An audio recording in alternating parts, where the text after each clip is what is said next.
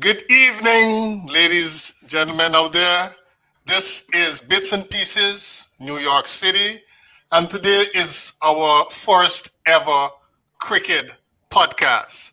Joining us is the legendary Michael Holding and retired former West Indies captain, Miss Stephanie Powell. We'll be back with you shortly.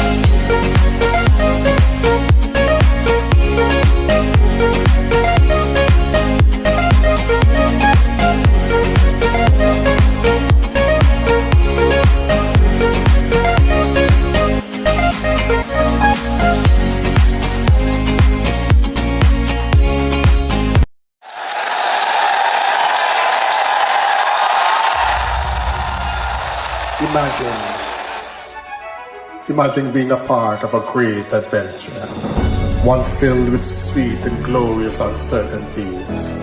Imagine being a part of an adventure beloved by 2.5 billion and counting.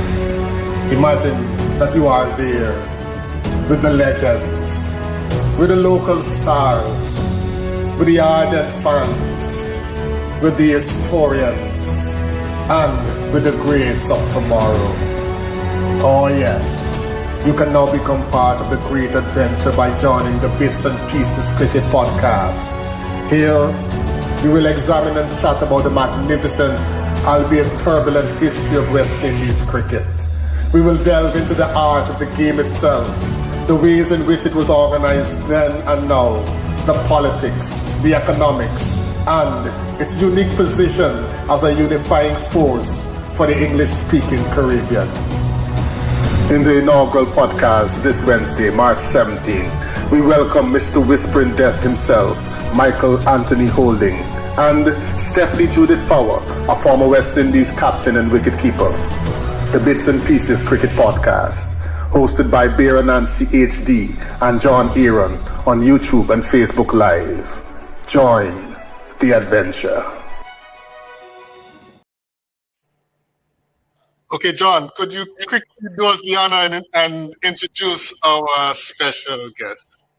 Oh, well, it's indeed an honor and a privilege. It's two of my favorite people in the sport of cricket, the legendary Michael Anthony Holding, and Judith Power. Power is in the house, and both people have become some very good friends of mine, and I cherish the relationship I've had with them over the last years.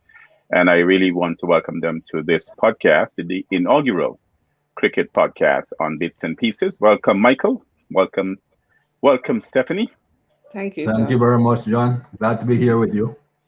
Good to see you, Stephanie. Good to see you too. All right. Thank you, John. Along with our special guests, we have two folks in the VIP section, Yudish Bisnot, a local cricketer, and his wife, Sadna. We've got somebody else on the outside, in the bleachers stand, and that's Abigail McDonald. We'll be hearing from her. All right. Hopefully, there'll be no rain, no storms, and so we should have a good day's cricket. All right, Mikey and Stephanie. Back in the 70s, were both of you into kung fu films or westerns?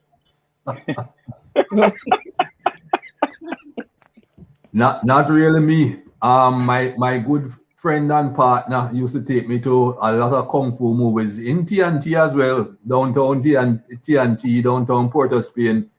And Roberts, he used to love it. Okay. And he used to take me to triple bills and all sort of thing. And by the time I got through halfway of the first one, I was sleeping. All right. Now this is what we're gonna do. Remember the back in the day. I mean, I know most West Indian communities, villages, whatever, had a good storyteller. So when a guy went to a movie and he come back, by the time he finished telling you the tale of this movie, it's like if you see the movie. All right. So what about you there, Stephanie, and John? Think back to one of the greatest catches that you would have seen down in the deep. All right. And what I want you to do for our viewers is give us the story of that catch. The kind of day, maybe the field setting, but give us the story of that catch that you would have witnessed, whether as a spectator on the field, as a spectator, as a commentator, or as a spectator in the stands. All right. So I'm going to give you 30 seconds, and we're going to be right back. Former U.S. player Andy Muhammad.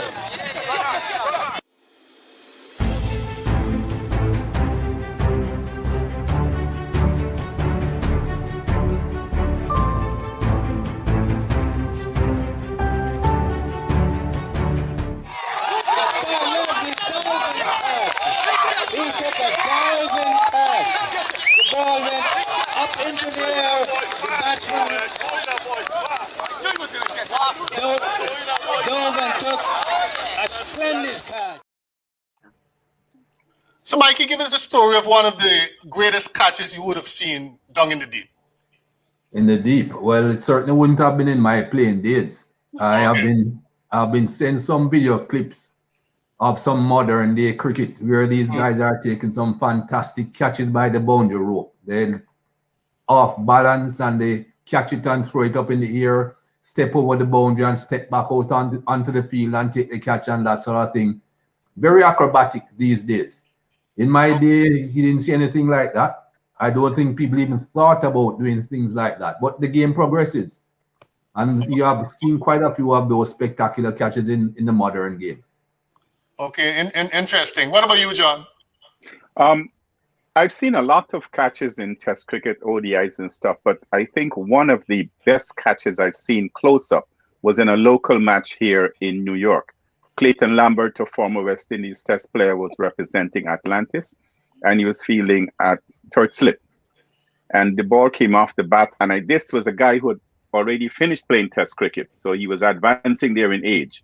And I think it was instinctively, just muscle memory, he leapt to his left, like fully airborne. Both feet were off the ground, the body was almost parallel to the ground, and reached out and somehow or the other held on to that ball. I think that was, because maybe it was close up, it was more dramatic to me. And it was a lived experience that I actually saw right there and then. I think was one of the best catches I've seen in cricket for a long time. Okay. Stephanie? I was going to say a catch that I took, but I might appear. No, nothing is wrong with that. But I agree with Mikey, the sort of catches, the acrobatic catches that we are seeing these days. I remember Nicholas Puran took one where he sort of flew in the air like Superman, hit it back over, jump back, but I think I have to go to women's cricket. So we were playing a game against St. Lucia, a final, and St. Lucia wanted like 10 runs to win, and they had I think two wickets to go, and this girl, she went for the big hit, and I was saying, oh, that's the end of the game. And this one of my players just ran around the boundary like a gazelle and just stuck her hand up. And when we saw that ball in her hand, that was a match-winning catch, because St. Lucia, they just lost all their confidence after that, and we got rid of the other 2 wickets. So for me, that's my match-winning catch. Okay, great. Yudesh? Well, my best catch, of course. And that's a good catch, Udish. That's a good catch. Definitely.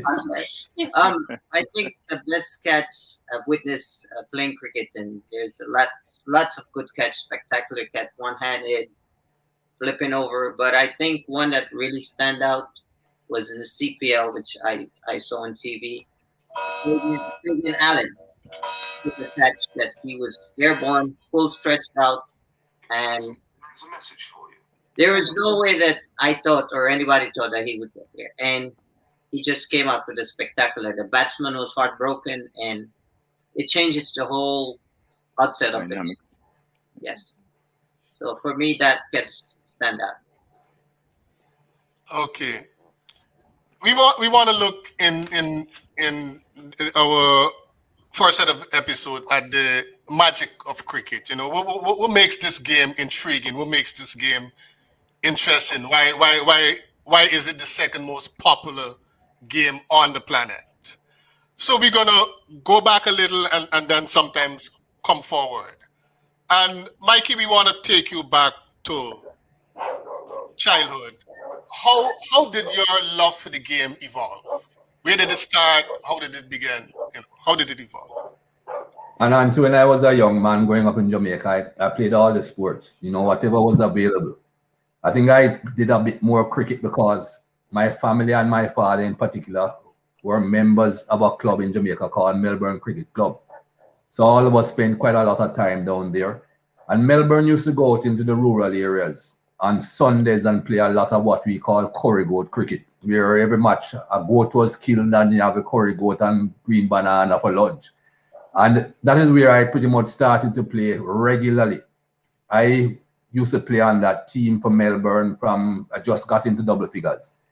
And of course, if you're playing and enjoying the game so much and you have all these stalwarts around you helping you along the way, you kind of gravitate towards that sport. As I said, I played all of them, but I just love cricket because I had the opportunity to play that more than anything else. And my first ever representative game was like backyard cricket. It was my community against another community. And I was about 10 years old when I played that game. Wow. Interesting. How about you, Stephanie? How did you start? So I came from a cricketing family. I heard my parents were from St. Vincent. So I heard they used to play a lot of cricket there. My aunts, my uncles, my parents. And when they came to Trinidad, my sister and my brother started playing cricket. So it's like in my DNA, it's in my blood. So I started playing too. I played marbles, I climbed trees. In fact, why I turned to cricket, I used to run track. And I was pretty quick. They used to call me Speedy Gonzalez. and and when I went to secondary school, I was winning all these races. And one day I went to train, and this girl named Marva came, and she beat me in the race. And I couldn't believe it. I threw down myself like to pretend I was injured, but I was just so heartbroken that I was beaten in a race, and I just left track and I went back into cricket. I didn't want to go back. So I went in cricket and I never looked back. The girl ran you out to the ground. Well, West Indies cricket was the victor there. Yeah, so Marva, I have to thank Marva because she beat me in the race, and I never went back to the track. Interesting. So Mikey, you said you're involved in these different sports. Like a lot of youngsters, you're doing everything. Yeah, man. Whatever available. What was the moment, and if you can recall, that you made that decision? Hey, cricket. What drew you there? No, I didn't make any decision and answer. As I said, I played them all. I got more opportunities to play cricket. I played sports because I enjoyed them. Right. I didn't play because I was thinking that one day I would represent Jamaica or represent West Indies or even become a professional cricketer. That was nowhere even in my thoughts. Yes. I played because it was there to be played and I enjoyed playing it. Yes. Being a member of Melbourne from birth, my afternoons were at Melbourne, not during school time, of course, but during the summer holidays, I was at Melbourne. And of course, if you get the opportunity and you're around people like that, you're going to learn. Because I had some great people around me when I was a young man at Melbourne. And two of them, as a matter of fact, were spin bowlers. One of them was Arthur Barrett, who played for the West Indies, bowled some leg breaks. The other one was Bruce Wellington, a left-arm spinner. But those two gentlemen knew the game, and they helped me a lot in my development. Obviously, I had other people from I was a youngster and captains of the senior cup team like Rod Williams and George Sterling. There were so many people at Melbourne that I could bounce things off and who pretty much took me under their arm and helped me along. But at no stage did I think, oh, I am good enough to play for Jamaica or West Indies or anything like that. I just played that it happened. Okay, great. Can you, what outside of the two guys you just called Barrett and the other one, did you have any cricketing idols at that stage when you looked at the broad West Indies team? Yeah, my idol from a young man was Lawrence Rowe. Couldn't bat like him, obviously, but he was my idol. You know, when I first got into the Jamaica setup, Lawrence Rowe was the man. You know, Yaga Rowe, everybody looked at Yaga Rowe as the master of batsmanship.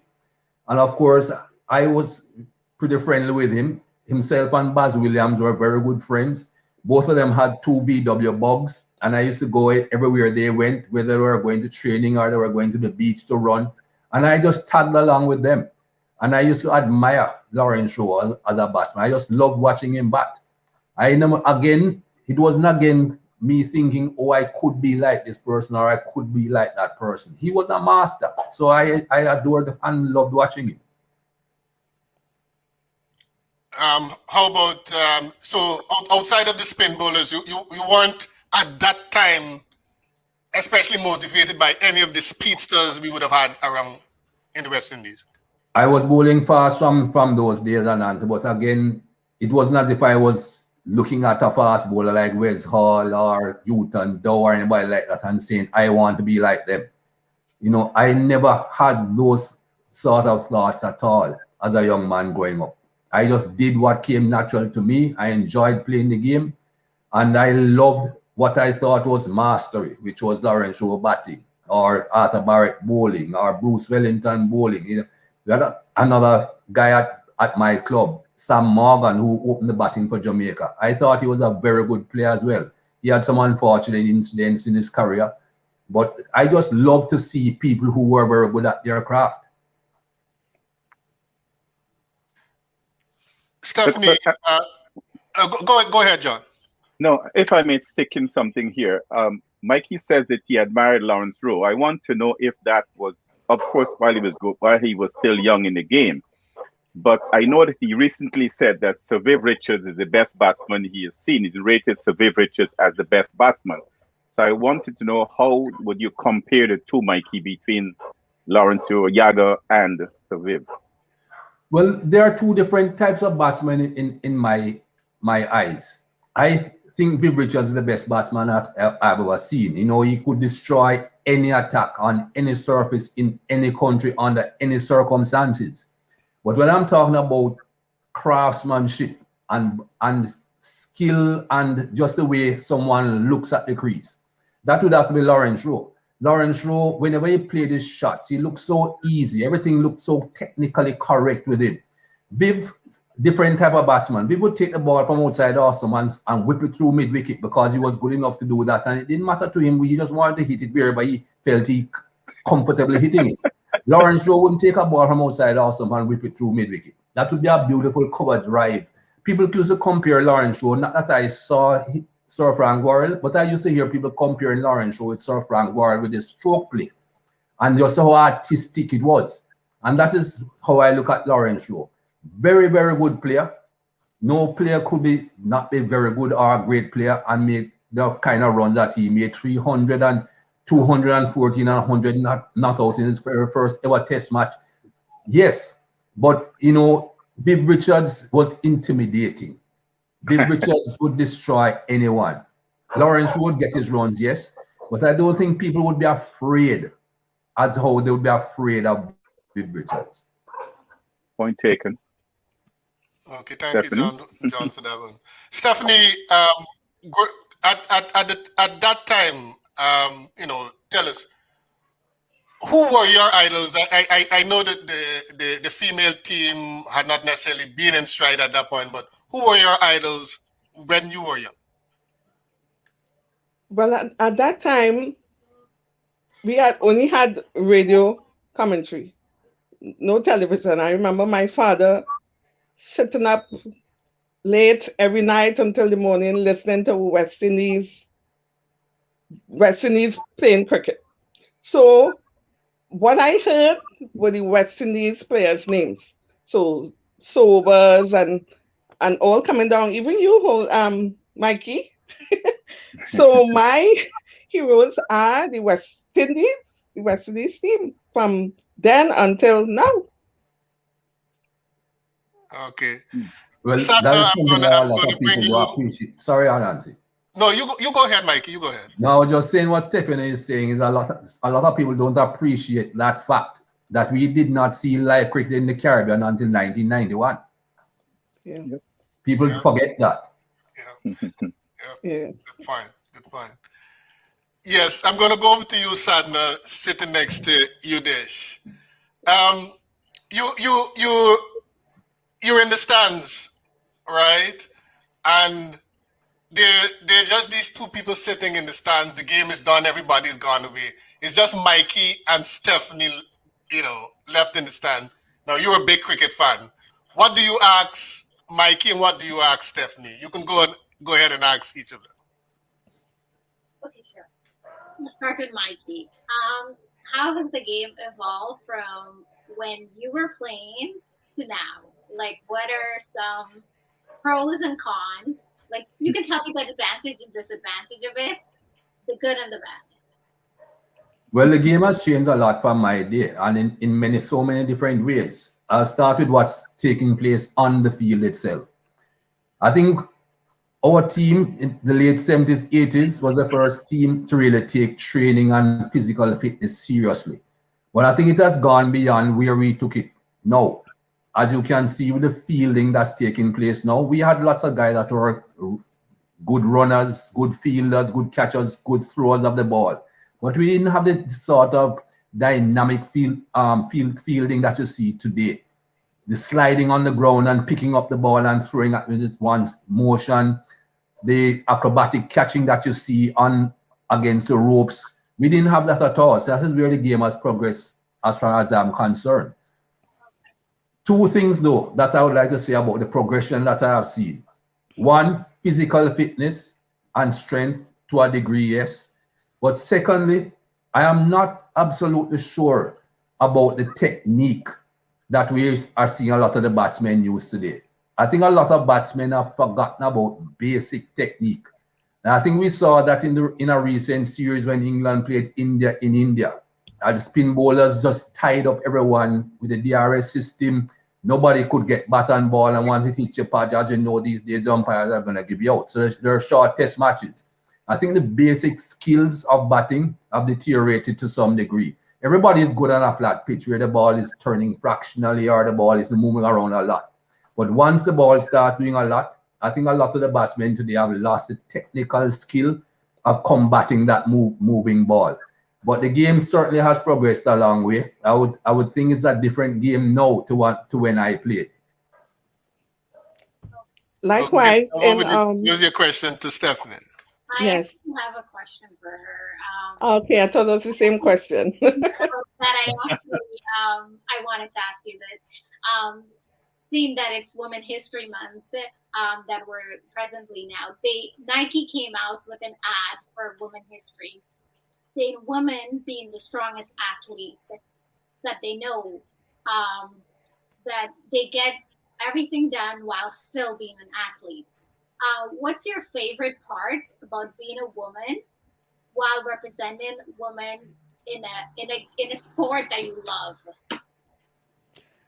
Being able to multitask. Because I was a teacher for 40 years. I used to teach while I'm playing cricket. at the highest level, and I had a son to take care of. Excellent. So I had to be able. I got help from my family, my sisters. I have some sisters living in New York, and if I have to travel, they will say, "Send your son up, and I'll look after him." But when he's in Trinidad and I have to do training, I have to help him with his homework. I have to do my housework. I have to prepare work for my students the next day. We are powerful. And you hear my name, Stephanie Power. Oh. And strongest athlete, right? Well said. Excellent. Okay. We're going to take a short break. I'm going to put a question from one of our viewers on here for Mikey. We're going to take a short break, and when we get back, Mikey will tackle the viewers' question.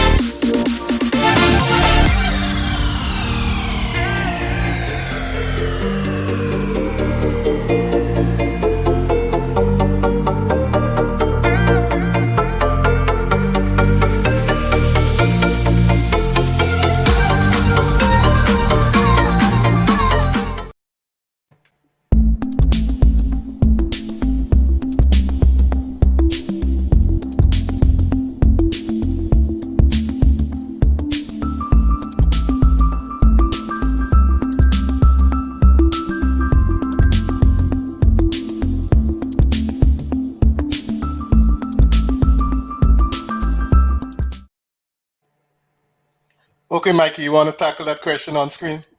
And answer, I can't tackle that question. You know. I have not been involved in West Indies cricket for over a decade now, or about a decade.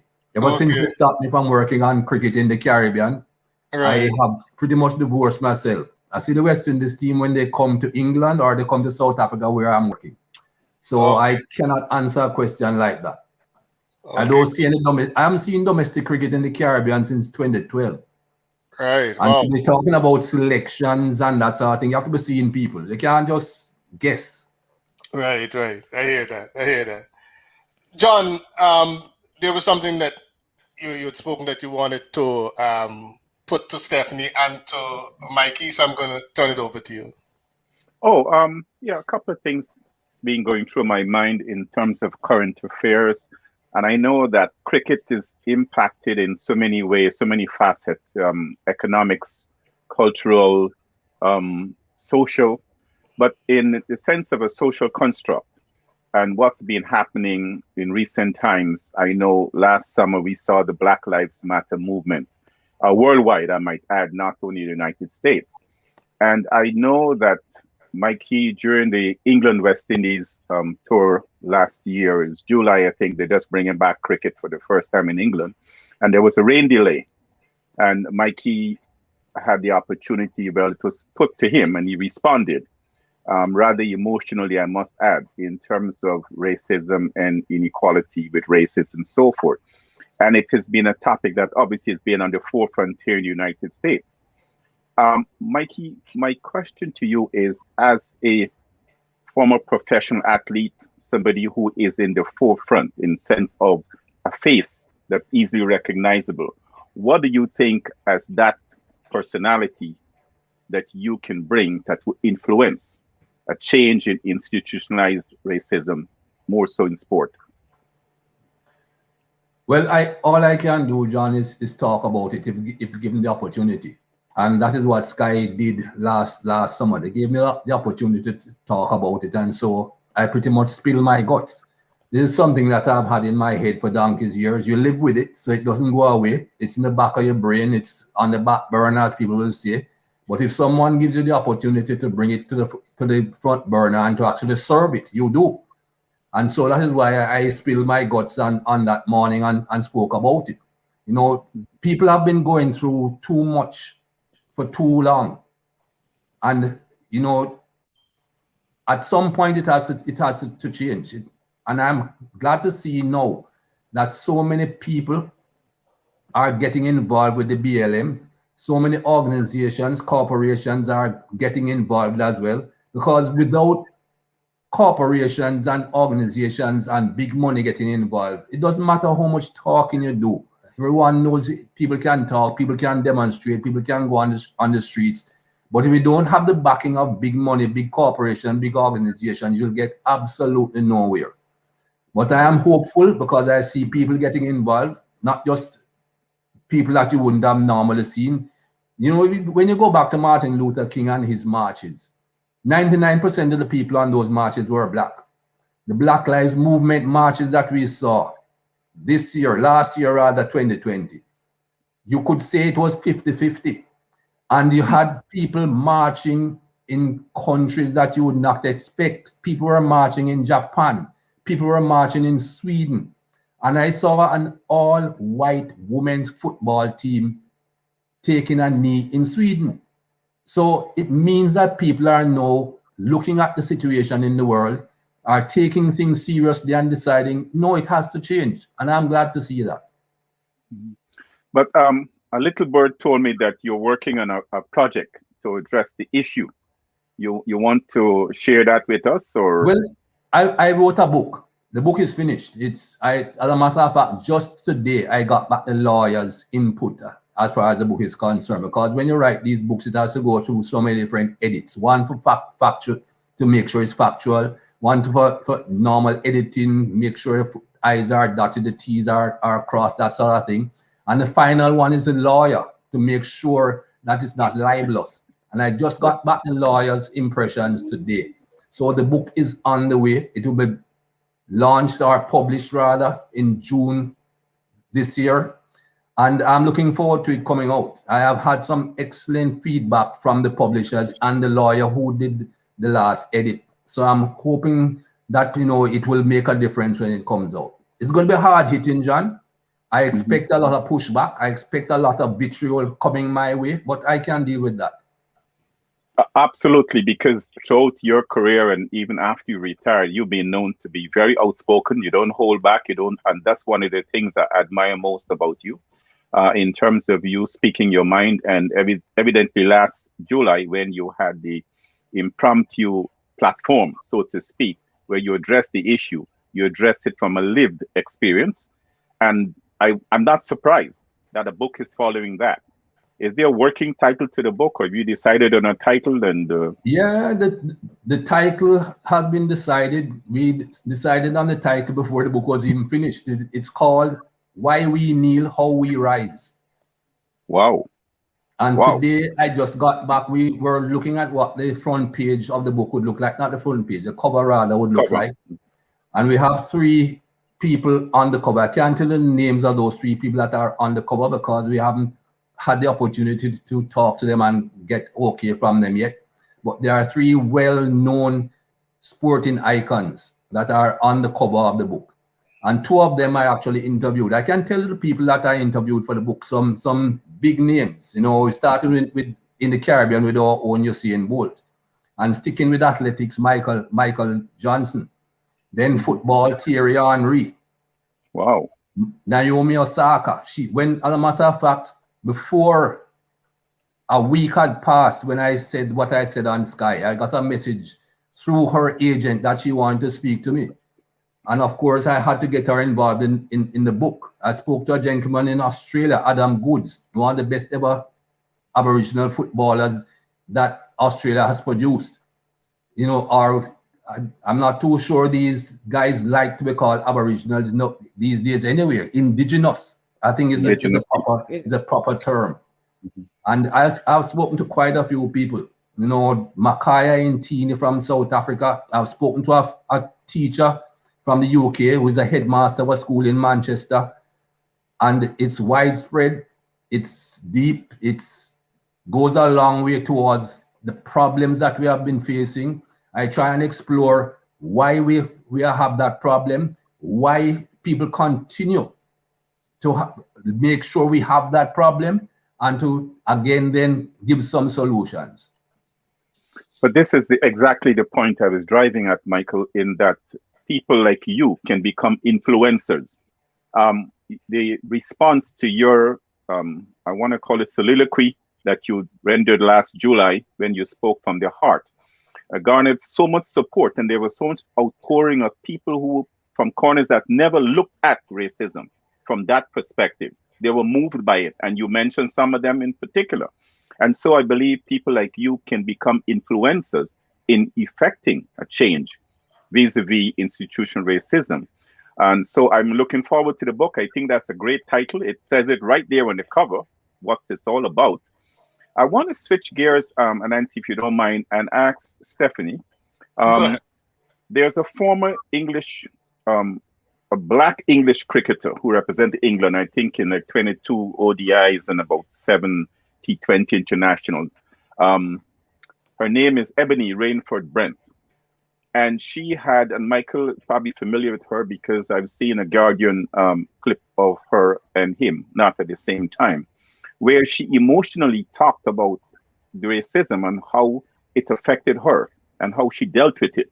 Mikey's way of dealing with it is like, I don't have the problem, he has the problem. That's how Mikey has dealt with it throughout the years. But as you get older, it becomes more, it affects you more. Stephanie, as a former cricketer who was obviously toured, have you had any experiences in terms of racial attitude towards you or that sort of thing? Yes, in 2005, the World Cup in South Africa, the trainer wanted us to get some aqua aerobic sort of training. So he asked for a pool. So they took us to this pool. And when we were, you had to shower before you go into the pool. So when we were showering right around the pool, we noticed the people in the pool, they were looking at us like, where do they think they're going? Are they coming in here? And we noticed it, but we were laughing among them ourselves because we knew the country, what it was. And when we entered the pool, we were looking and talking and laughing among ourselves and saying, look at how they are looking at us, because they were looking at us and talking with this, I don't know what kind of look is that. It wasn't fear, disdain. And then all of them got out of the pool. They got out of the pool and looking at us while they're walking, How dare these black people come in our pool? So that's the only case of racism I have ever faced. Mikey, have you ever experienced racism from other players while you were playing? No, that's one thing I never ever encountered, John. I never ever encountered a player making any racist remark towards me on a cricket field. I got it from people in the stands and people on the street that under normal circumstances. But at no point did a player ever pass a racist remark towards me. Other members of my team have said they have heard things. I never heard it, and I'm glad I didn't hear it because I don't think my career would have lasted as long as it did. As a young man, I was a little bit fiery. I think people remember what took place with me down in New Zealand in 1980. I'm not afraid to tell people that I lost my cool, and I was too fiery as a young man. I'm happy that with age, I've matured, I've cooled down, I've calmed down. But as a young man, I was a little bit too fiery. It had something to do with stumps, right? Yes, on my right foot. We'll leave it at that. But we'll definitely be looking forward to that book. That should be a very interesting read. Right? Absolutely. And I want to compliment Mikey on that, but I also want to compliment Stephanie, who, since she's retired from cricket and being an educator, is still looking back to give back to the community. And I know recently she had an iPad drive to give iPads to children in the schools. Stephanie, any updates on that and how it has gone? How many iPads have you managed to give out?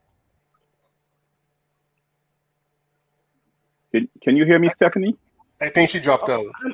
Yeah, I was having some issues with my internet. What did you? I'm just come back in, yes. I was complimenting you on having retired from the sport and stuff like that, that you were still giving back to the community, and you recently had a drive to get iPads for kids in school who, since they were on lockdown, none of them had the hardware and stuff to get. How is that iPad or tablet drive going? Oh, it went pretty well. I reached out to my friends in the US. John, you were the first one to answer my call. Members of the Cricket Hall of Fame in Connecticut, my relatives. There's an association, the Trinidad and Tobago Association of Georgia, and I collected 66 tablets so far. I'm still collecting tablets. So, and hint, hint, anyone who's hearing me. But you've collected only 6? 66. 66. Oh, 66. Yes. 66. So far, I have a donation to do on Sunday at my church from the Association of Georgia. They have sent down 20 devices. So I'm still collecting. So I'm trying to give back to those underprivileged children in the community. Okay, very good. Thank you so much for that, Stephanie. I think you need to tell people how they can contribute or how they can get in touch with you to get a tablet or something. Oh, yes. My email address is superpower2tt@yahoo.com. Or my WhatsApp is 1-868-783-8390. I will welcome any donation. For sure. Okay, and Stephanie, you will forward that information to me, and we will put it up from time to time, even as we continue to promote. All right. So we're gonna get right back into the cricket, because I know Mikey's got to escape shortly, so we want to close off with some cricket. We're going to be back in a few seconds. Holding now, really piling on the pace.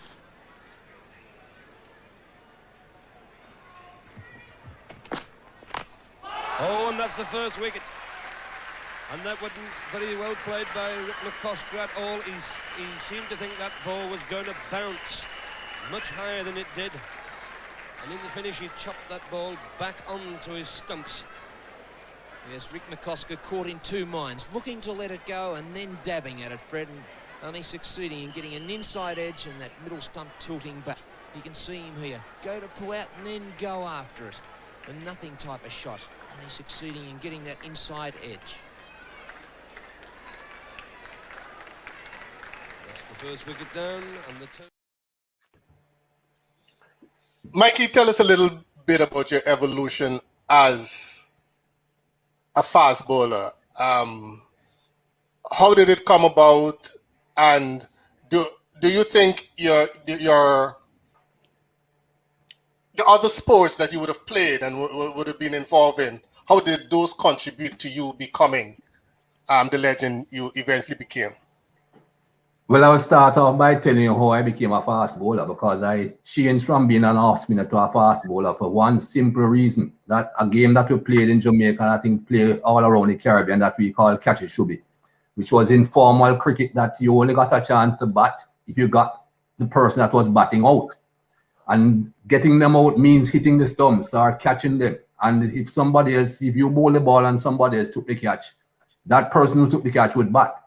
And of course, when you're playing that sort of informal cricket, the batsmen have no pads up, no gloves, nothing, because we can't afford things like that at that age. But what they would do is keep their legs in front of the stumps so that you couldn't hit the stumps. And I decided if I could bowl fast enough to hit them on the leg and hurt them, the next time they saw me coming, they wouldn't put their legs in front of the stumps. so I changed from being an off spinner to a fast bowler. But as far as the evolution and other sports that helped me with my fast bowling, because I also did athletics, that helped me. Athletics is all about rhythm. I also did long jump, and that is about rhythm and also helping with the run up, because you've got to hit that takeoff board perfectly. And you can't be stuttering into the takeoff board. You won't gain any distance when you jump. So the athletics and the long jump help me with my run up and my rhythm and not bowling no balls. And that's different from actually playing cricket, but it helps. Anybody who struggles with the run up and struggles with no balls are not going to be as good as they can be. So that aspect put certain things out of my mind. I didn't have to worry about a run up. I didn't have to worry about bowling no balls. So I could then concentrate purely on bowling and getting the ball where I want to get it.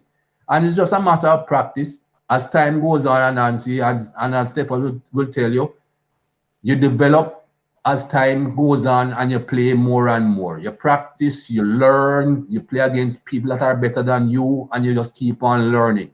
Unless, of course, you're a dummy. Well, Yudish is Yudish, you want to pitch in and throw something at Mikey? I know you patiently. Exactly. Well, what I want to ask him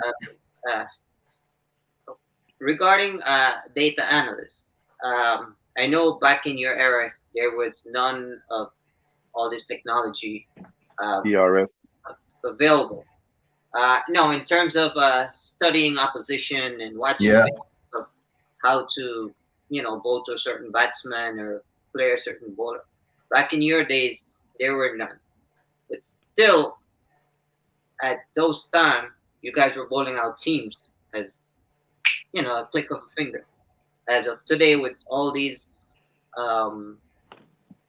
technology available, and how were you guys preparing back then? Back then, Yudesh, we had a brain that we used and we had a memory that we used. We didn't depend on people telling us everything. We could think for ourselves. And we used to analyze the opposition. We used to see them, analyze them, and knew exactly what we needed to do to get them out. Obviously, if you're coming up against someone for the first time, you have no history, you have no memory, so you do the basics. And anyone will tell you the basic to any batsman if you're a bowler is just short of a driving length on or about half stump. That's the basics. And then you progress from there. Each ball you bowl gets a reaction. And if you have enough common sense and you're using your brain, you study that reaction so that you know what you need to do next. And you bowl another ball, you get a reaction from the batsman. And you develop a story that way. So you know what to do next, what to try next. And that is basically how we learned.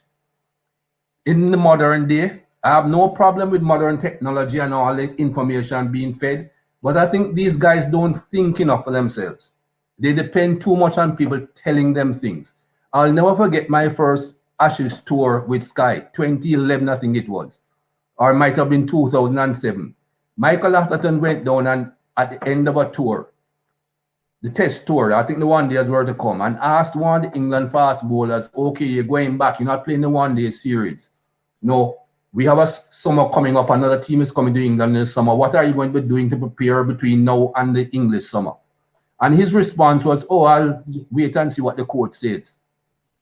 They depend too much on what people tell them, and they don't use their brains enough. They don't use their own initiative enough. It is fine for people to feed you all sorts of information, but you need to think as well. Very good. That was good for you, Yudesh? It was brilliant. Okay. How to use it? You have it, use it. Right. All right, our closing questions for this evening. I'll start with Stephanie and then I'll go to Mikey. Looking at your own experience, looking at the game itself, if you had to speak to someone who's not familiar at all with cricket, how would you say, how would you explain the magic of the game? What would you how would you put that over as to why cricket is something you love? I think you have to have that passion for the game. You can't really explain it to anybody unless they have seen cricket and they're interested in playing the game. And then maybe you can tell them about it. But the passion, you're hearing Mikey, he has stopped playing so long, and you're hearing the passion in his voice. there's a passion for that game that you want to keep playing it all the time. You have to look at it all the time. You have to be involved. After I left um, as a captain, I went into the coaching. I'm still coaching now. I coach the University of the West Indies team. And I try to get that passion in the girls. I try to let them love the game. Because when we were playing, we loved the game. We, as Mikey said, we didn't think about making a West Indies team or making a Trinidad team or how much money we're going to get or what's the stipend. We just loved the game. We played the game because we loved it. We had that such a fiery passion for the game. So it will be hard to if somebody doesn't really isn't really interested or they just look at cricket because some people think that cricket is boring. Some people think cricket is boring because it's so long. It's only with the advent of the shorter version they might be interested. But I think you have to have that passion. You can't just explain that cricket to somebody. They have to want to play the cricket. Okay, great. Thank you, Stephanie. There's a question on the screen there from one of our viewers for you, Mikey. Yeah, I want to just endorse what Stephanie said first because, Test cricket is the game that I really love. Fine one day cricket, 50-over cricket is great, sometimes can be entertaining, but Test cricket is what I love. And anybody who really loves cricket will tell you that Test cricket is the ultimate. And you know why? Because it's the closest sport that I know about to life. It's over 5 days, so it's not something wham bam and it's all over. You have to have stamina. You have got to have skill, of course, obviously, but you also have to get some strength of character to play something that lasts that length of time and to be motivated and be involved over 5 days. And it's just like life. It's not every day you get up in the morning as a human being that you feel on top of the world, but you still have to go to work. You still have to face life. Same thing in cricket. Not every athlete gets up to go and play a game and they are feeling on top of the world each day that they are involved. But you still have to find that inner strength, that motivation to go out there and to give up your best. And that is what I think Test cricket does. It tests your skill, it tests your character, just like what life does. And as Steph says, if you do not love it, if you don't feel the emotion and the energy to be involved, you are not going to be as good as you can be. I'm not going to tell you that will be good, but you can be better if you really feel that emotion and you really love the sport. I see the question at the bottom there is intimating something about modern day and in my time. I don't like to compare eras because circumstances change, everything changes. When Fire in Babylon came out, it went all around the Caribbean, and I went to quite a few of the viewings. And a few current West Indies cricketers at the time, of course, when Fire in Babylon came out, were at some of the viewings. And some of them said to me, Mikey, I can't identify with that because they didn't get what we got in the 70s and 80s. They are playing cricket, and it's like a profession for them. In the 70s and 80s, a lot of us played cricket as a profession, yes, but it was a bit more than a profession. These guys today are a different world. These guys, we grew up in the post-colonial days, just after our islands were getting independence. And that had an impact on you. You're getting independence and you want to show people that you deserve this independence and you can stand on your own. Independence gone a long time. Independence is like 50, 60 years ago. So these guys don't have that same sort of energy and passion within them to show that they can stand on their own and be different. And I'm not blaming them. It's a different time. It's a different world. But on that same note, Mikey, because I took note of a few words, a few terms that you use. Rhythm, when you talk about the application of athletics to the sport, and the telling of a story. All right. Mm-hmm. Do you think this? Going off the point that you just made. Do you think that the story being told by the present crop of young players is an interesting story, or is a story that could eventually bear a lot of fruit? Well, to be honest, I don't think they're telling a story right now. I think it's a day by day thing today. And again, I say I'm not blaming them because the world has changed and times have changed.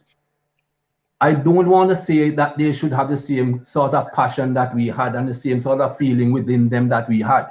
What I want, though, is for everyone, whether they were born in 1940 or 2040 in the future, to have pride in themselves and to understand what they represent. That's all you want. Pride and understanding of representation. Okay, thank you so much. Thank you so much. John, you want to close us out, please? Yeah, I just want to ask one question each of Yudish and his wife, Mikey and Stephanie. And I'll start with Yudish. Yudish, and not so much you, the question directed more at your wife than at you, because I know how you're passionate about the cricket, and I know you to be a very, very good cricketer. But do you get this support from your wife? Then I want to hear from her why she supports you in playing the sport. Well, absolutely, 100%. She supports me. She's there with me in every given game, and I look for that. She's also very honest with me when I messed up. She tells me how it is, and she helps me to improve my game. She encourages me. She motivates me, and it's something that I would not want from anybody else, with my wife. And knowing that there's that support is there and it's coming from her, makes me can't wait for summer to go out there and be outdoors and playing the game that I love playing with so much pride. Okay. John, forgive me, but I have to run. Okay, Mikey. I'm all right. 10 minutes late already. Okay, we'll catch up. Don't worry. Yeah, man. And thanks for having me on the program. And everybody, take care. Stephanie, good to see you. Keep it going. I admire teachers because my mother was one and my eldest daughter is one. Okay, good. All right. Take care, everyone. Mikey, thank you so much for being here. And when the book is out, please, you got to come back for us to talk about the book. No problem. Take care. Okay. Thanks, Mikey. Take care.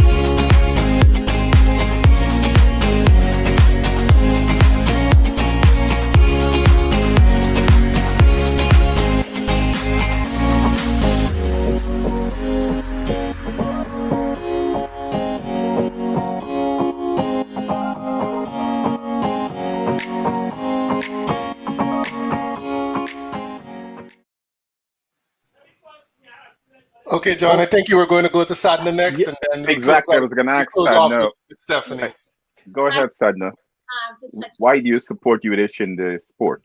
Yeah, to touch base on what he said, coming from a modeling and a pageantry background where I was in competition also, I strongly believe, like as Stephanie said, like you have to be passionate about something. If you don't have passion and you don't have the drive to do it, you won't. So I see that in him all the time. During quarantine, he stands in front of the mirror and he plays shots. And I'm like, oh my God, he watches cricket all day long. And I was like, did you just watch this game, and it's on repeat, and he watches it over and over. And then I was like, okay, I know he has the love for the game, but it's important to do what you love and love what you do. So, and I'm his biggest critics also. So I tell him what he does right and what he does wrong to improve his game, and it's a good thing too. Like it's overall well-being to do something that you love. So that's why I support him in that. And I'm lucky. Yeah, you are lucky indeed. But I like what you said. It's important to love what you do and do what you love. Oh, of course, right? of course. Stephanie, if Nancy will allow me to ask you this question, but not allowing, but to continue. The question I wanted to ask Michael Holding was, what was his greatest performance that he had in the 12 years he represented West Indies? But I'm sure we can look that up and it's all out there on the internet. But Stephanie, it's a two-part question. One, what was your best performance representing the West Indies?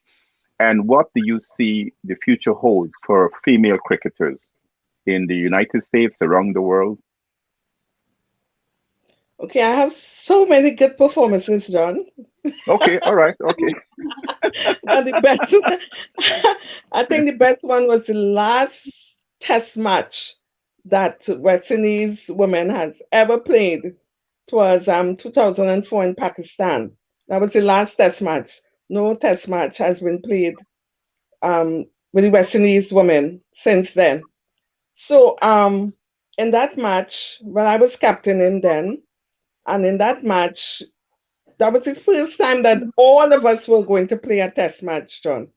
So we didn't know, there's 3 days, and we didn't know whether we had the stamina, what it takes to play cricket over this length of time. And we were sent in to bat, and we were dismissed for like 50 something. And then Pakistan went in to bat, and we saw how they approached the game. So we learned from them. So when it was our turn to bat, we made sure and we played for a draw. And I remember making my highest score in 58, 58 runs. And one of the girls, she got 100 runs, and she got the Order of the British Empire from her country, St. Lucia. Wow. Yes. So just 42 more runs. What I might have got. You were this close. Something. What would they call you? We call you Dame Stephanie, Dame Power. Dame Stephanie Judith. Yes, so I think that stayed on my mind. The first test match we had played, and the last test match we played. West Indies women ever played. Women's cricket is continuing to evolve, and over the last 5 years, it has garnered a lot of support. In fact, the World Cup final between India and England, I think, was the largest viewing audience for a women's sport worldwide. So that gave women's cricket a jolt in the arm. Do you think that is sustainable and that women's cricket will continue to grow, in your opinion, from where you sit? Yes, I think it will continue to grow. When I was playing in 1997, we had 11 teams, 11 cricketing teams, that were women's cricket. Now I think there's 40 something. I'm seeing Korea playing cricket all over the world. Women's teams are springing up. And I think it will just go from strength to strength. Yeah. And Nancy, if I might add, both Stephanie and Michael and myself, I must add, are all members of the Cricket Hall of Fame. And I think it's for the contributions that the two of them have made to not only the sport, but community as well, is the reason why they're both in the Cricket Hall of Fame out of Hartford, Connecticut. And I'm happy to be in such company. I'm humbled. Okay, great. All right, Stephanie, thank you so much for taking time out, coming on board, joining us. Yudesh and Sadna, my pleasure. Thank you, folks, for sitting in. Sitting in the VIP section. And John, right? So, folks, I hope you join us again next Wednesday. we're going to have another interesting conversation about this great game called cricket. Thank you all for listening, and we're out. Take care. Good night, everyone.